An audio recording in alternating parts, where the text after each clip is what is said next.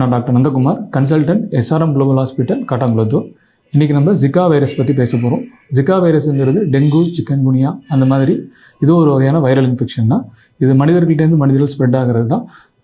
இது ஒரு 1950களில் Africa, Asia, Brazil போன்ற கண்ட்ரீஸில் இருந்தது. இப்போ இந்தியாவிலையும் ஸ்ப்ரெட் ஆகிறதா கவர்மெண்ட்லேருந்து இன்ஃபர்மேஷன் வந்திருக்குது. ஸோ எல்லாருமே இதுக்கான தடுப்பு முறைகள்லாம் ஃபாலோ பண்ண சொல்லி இன்ஃபர்மேஷன் வந்திருக்கு. ஃபஸ்ட்டு இந்த வைரஸ் பார்த்திங்க அப்படின்னா கொசுக்கடி மூலமாக ஒருத்தவங்கள்டேருந்து ஒருத்தவங்களுக்கு ஸ்ப்ரெட் ஆகிறது தான். ஸோ இந்த வைரஸ் உடம்புக்குள்ளே வந்ததுலேருந்து சில நாட்கள் அல்லது சில வாரங்களில் இதோட சிம்டம்ஸ் வெளியே தெரிய ஆரம்பிக்கும். சிம்டம்ஸ், அதாவது அறிகுறிகள்னு பார்த்தீங்கன்னா மற்ற வைரல் இன்ஃபெக்ஷனில் வர மாதிரி ஜுரம், தலைவலி, உடம்பு வலி, சம்டைம்ஸ் ரேஷஸ், அதாவது ஸ்கின்ல வந்து புளி புளியாக வர்றது, எஸ்பெஷலி பார்த்தீங்கன்னா இந்த கை, உள்ளங்காலில் இந்த மாதிரி வரும். ஸோ இது தனித்துவமாக இந்த மாதிரி சிம்டம்ஸ் இருந்துச்சுன்னா ஜிகா வைரஸ்ன்னு சொல்கிற மாதிரியான தனித்துவமான சிம்டம்ஸ் எதுவும் கிடையாது. ஸோ அறிகுறிகள் இருந்தால் மருத்துவர்களை பார்த்து டெஸ்ட் பண்ணிக்கலாம். ஸோ இப்போ இதோடைய சிம்டம்ஸ் பார்த்தாச்சு. அடுத்து காம்ப்ளிகேஷன் பார்த்தீங்கன்னா மேக்ஸிமம் இது பெரிய தொந்தரவுகள்லாம் இல்லாமல் மற்ற வைரல் இன்ஃபெக்ஷன் மாதிரி ரெக்கவர் ஆகிடுவாங்க. பட் சில நேரங்களில் சில பேருக்கு இம்யூனிட்டி கம்மியாக இருக்கிறதுனால எஸ்பெஷலி ப்ரெக்னென்ட் உமன்லாம் கொஞ்சம் கேர்ஃபுல்லாக பார்த்துக்கணும். காம்ப்ளிகேஷன் பார்த்தீங்கன்னா சம்டைம்ஸ் இந்த கில்லியன் பேரி சிண்ட்ரோம் அப்படின்ற நரம்பு பிரச்சனை வரலாம், ரேராக வரலாம். சில நேரங்களில் ரொம்ப ரேராக பார்த்தீங்கன்னா உயிருக்கு ஆபத்தான மாதிரியான கண்டிஷன்ஸும் ரிப்போர்ட் ஆகிருக்கு.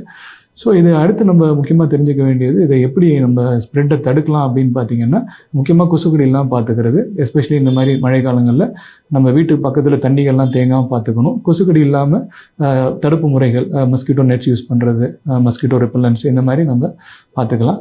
இதை என்னென்ன டெஸ்ட் பண்ணணும், எல்லாருக்குமே டெஸ்ட் பண்ணணுமான்னு பார்த்தீங்கன்னா யார் யாருக்கெல்லாம் ரொம்ப இந்த மாதிரியான இன்ஃபெக்ஷன் வரதுக்கு ரிஸ்க் இருக்கோ, especially travellers, so pregnant ladies, இவங்களுக்குலாம் இப்போ ஸ்க்ரீனிங் டெஸ்ட் பண்ணுறாங்க. லைக் இந்த PCR டெஸ்ட்டுங்கிற பாலிமரேஸ் செயின் ரியாக்ஷன் டெஸ்ட்டு தான் இதுக்கான டெஸ்ட்டாக பண்ணுறாங்க. இது வந்ததுக்கப்புறம் நம்ம என்ன பண்ணலாம், என்ன ட்ரீட்மெண்ட்னு பார்த்தீங்கன்னா இதுக்கு சின்ஸ் இட்ஸ் வைரல் இன்ஃபெக்ஷன்றதுனால இதுக்குன்னு தனியான ட்ரீட்மெண்ட் எதுவும் கிடையாது. ஜென்ரல் கேர் தான். ஸோ நீர்ச்சத்து உடம்புல குறையாமல் பார்த்துக்கணும், சத்தான உணவுகள் எடுத்துக்கணும், கரெக்டாக மருத்துவரை பார்த்து ஆலோசனை வாங்கி அதுக்கேற்ற மாதிரியான மருந்துகளை எடுத்துக்கணும். ஸோ இது தானாகவே சரியாகிற இன்ஃபெக்ஷன்ஸ் தான். ப்ரெக்னென்ட் லேடிஸ் மட்டும் கொஞ்சம் இந்த மாதிரி சிம்டம்ஸ் இருந்துச்சுன்னா உடனே டாக்டர் ரெஃபர் பண்ணி பார்த்துக்கிட்டா, குழந்தைங்களுக்கு பிறந்த உடனே வர காம்ப்ளிகேஷன்ஸ் லைக் மைக்ரோசெஃபாலி, அதாவது குழந்தைங்களோட தலை அளவு சின்னதாக இருக்கிறது அல்லது குழந்தைங்களுடைய கண்ணில் இருக்கிற நரம்புகள் பாதிக்கப்படுறதெல்லாம் தடுக்கலாம். ஸோ இதுக்கு ப்ராப்பரான மருத்துவ ஆலோசனைங்கிறது கண்டிப்பாக தேவை. இப்போ கவர்மெண்ட் சென்ட்ரல் கவர்மெண்ட் எல்லா ஸ்டேட் கவர்மெண்ட்டுக்கும் இன்ஸ்ட்ரக்ஷன்ஸ் கொடுத்து ஸ்க்ரீன் பண்ண சொல்லியிருக்கிறாங்க.